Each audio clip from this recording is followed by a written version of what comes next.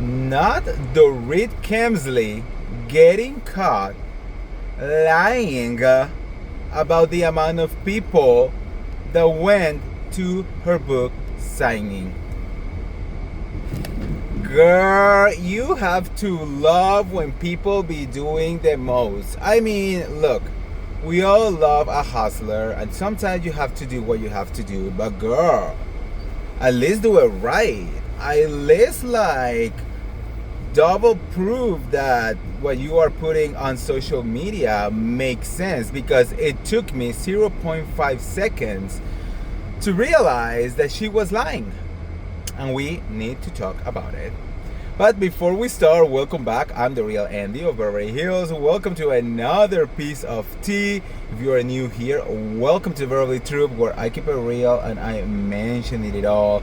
So make sure to subscribe, and hit that notification bell.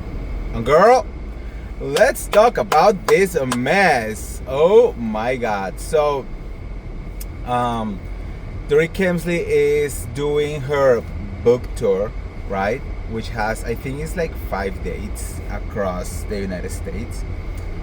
And, initially she actually received some backlash because everything is supposed to be on Dorit's time, which basically says the hours like 2-ish, whatever-ish, kind of like making fun on the fact that she's always late for everything.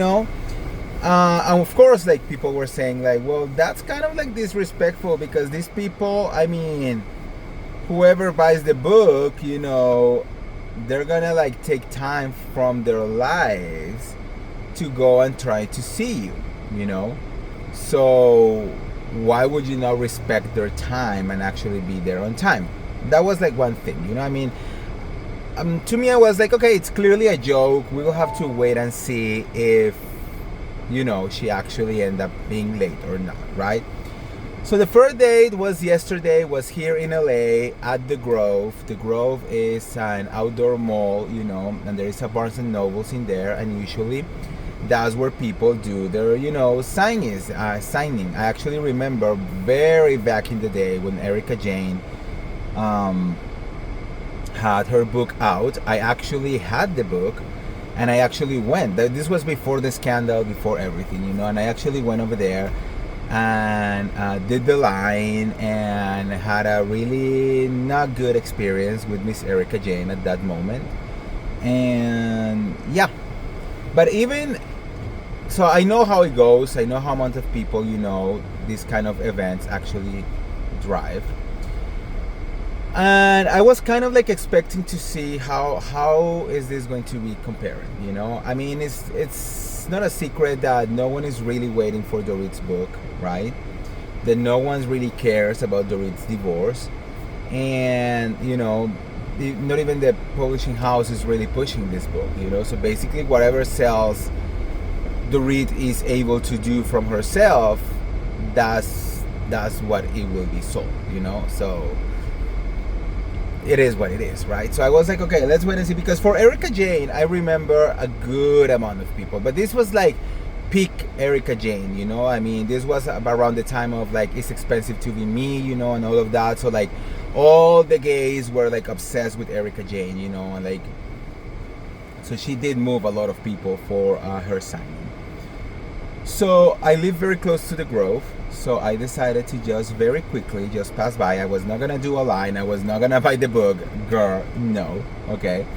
But I was like, I'm curious, okay. So I went over there, and what was my surprise that, I mean, I didn't arrive at the time. I arrived a little bit later, like I want to say probably 40 minutes later, and there was no one outside. There was no line.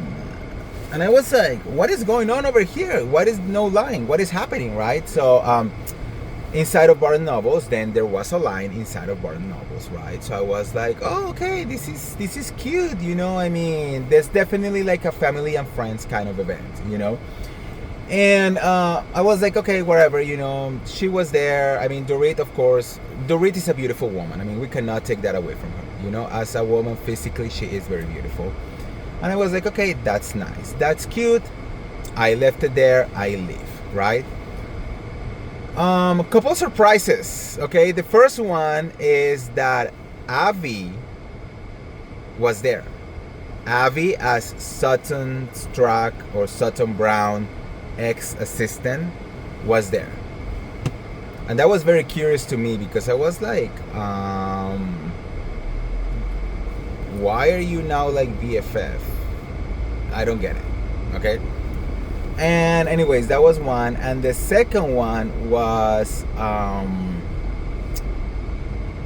what was the second one? No, that was the first surprise to me. Okay, now the second surprise was when I came back home, you know, and today I am looking at Dorit's stories, and she uploaded a video. I'm pretty sure it was made by her team, you know, so like someone definitely needs to be fired. But, you know, it was like a video of like all these people in line, you know, to buy Dorit Kemsley's book. And it was like a line. Oh my God, it was so long. It was all the way across the corner. Like all the Grove was there to support Dorit Kemsley's, you know. And I was like, what? So I started to do a little bit of like analytics. And again, this was not even that hard, you know. But basically, what I discovered was that the same people that were inside of Barnes and Noble were the people that were, of course, outside before they opened the library store, you know, and they were in line outside before they opened, so everyone came in, right? And basically they edit the video to make everyone believe that it was just one line of people dying there, I don't know, like for hours, or like someone went camping 3 days ago just to see Dorit Kemsley. They really tried. And the thing is, it's literally the same people.